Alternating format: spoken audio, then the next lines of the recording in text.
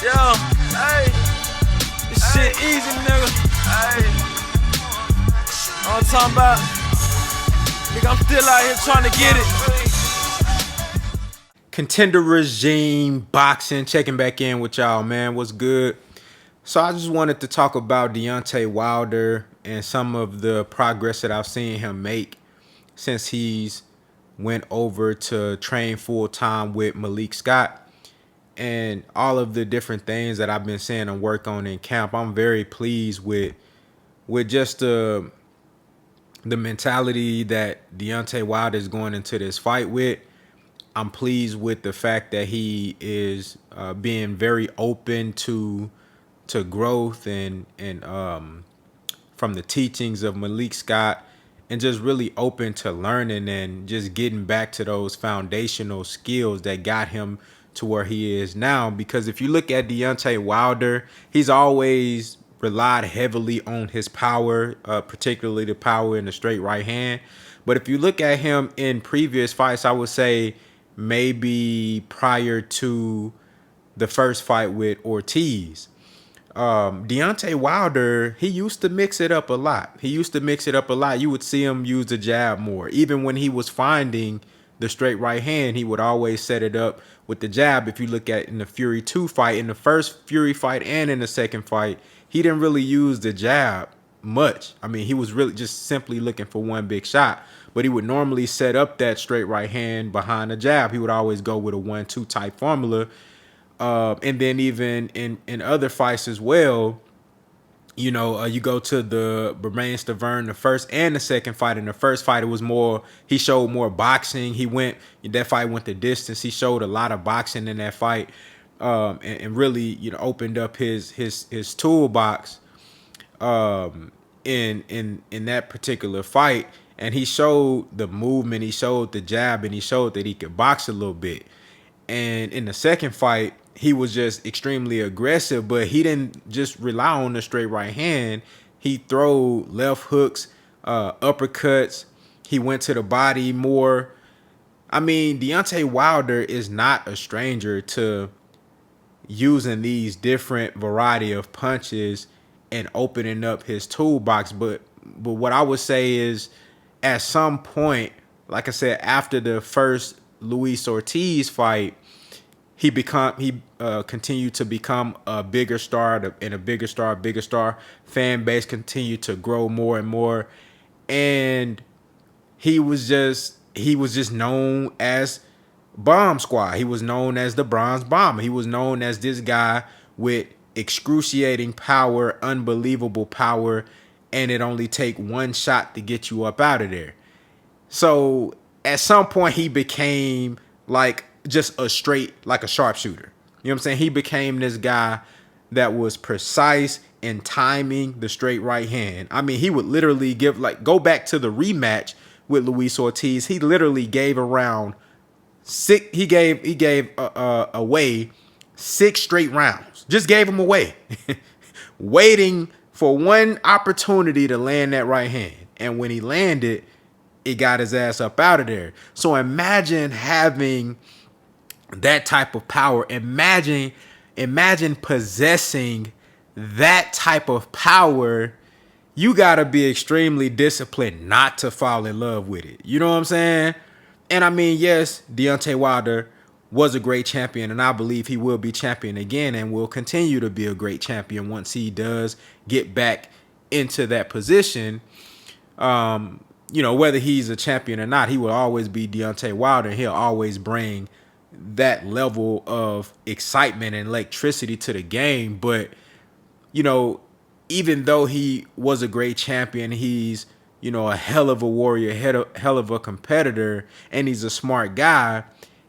Even he can fall short of, discipline sometimes, and I think that was an example of that. He fell in love with the power, and you can just tell, like, there was a turning point in Deontay's career where he stopped mixing it up, and it was just, all right, I don't give a fuck about none of these rounds. I'm going to just wait to hit your ass with the one shot.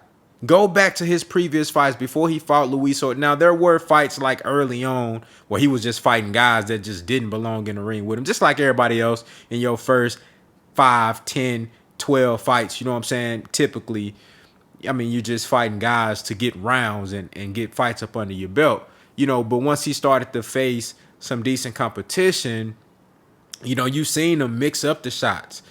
But at some point, as his superstar power continued to grow, he fell in love with the power, and he became just primarily, and he just became a sharpshooter, and that was it. You know what I'm saying? But I love what I've been seeing from him in camp.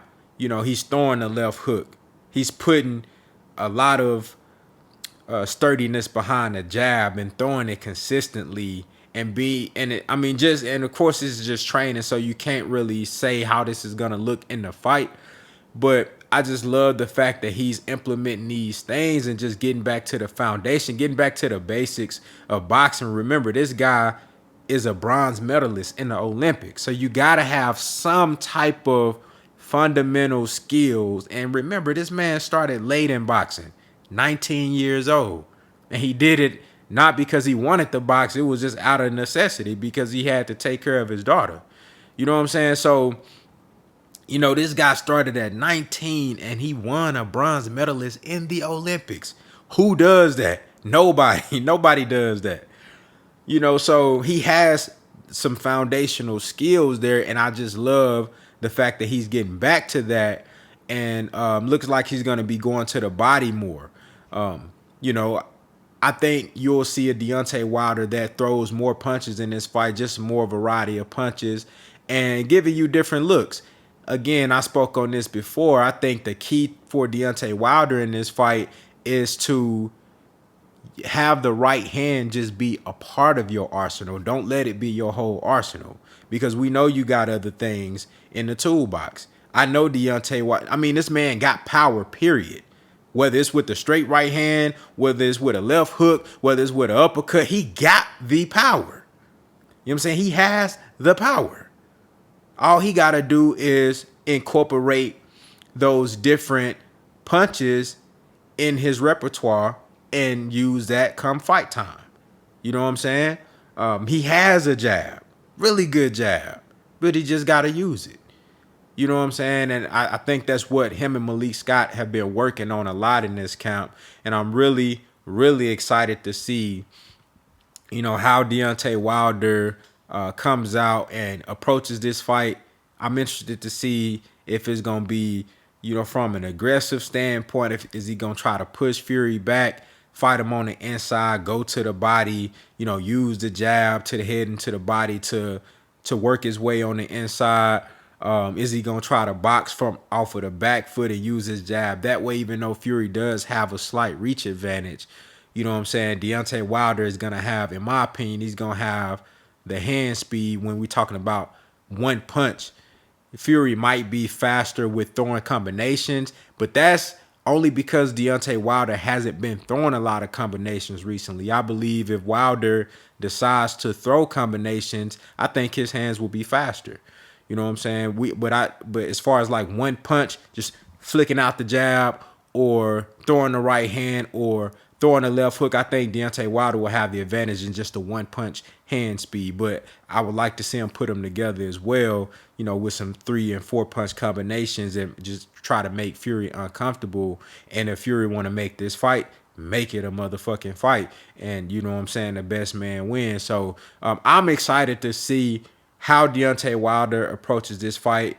We almost there, man. It's October 9th. It's going to be in Las Vegas. So hopefully nothing happens in between now and then that pushes this fight back. I just heard that Brandon Figueroa tested positive for COVID. You know what I'm saying? So the unification match versus him and Stephen Cool Boy Fulton is going to be pushed back. You know what I'm saying? So you really never know what's going to happen, man. But hopefully this fight happens on time this time around and we get a chance to see the trilogy and settle the score once and for all. But y'all let me know what y'all think down in the comments. Have y'all been paying attention to Deontay Wilder in camp and what he's been working on? And, how do y'all think he will fare in the Trilogy versus Fury? What type of adjustments do you think he needs to make, and do you agree with him, using those other punches more in his skill set, man? Y'all let me know what y'all think down in the comments. Contender Regime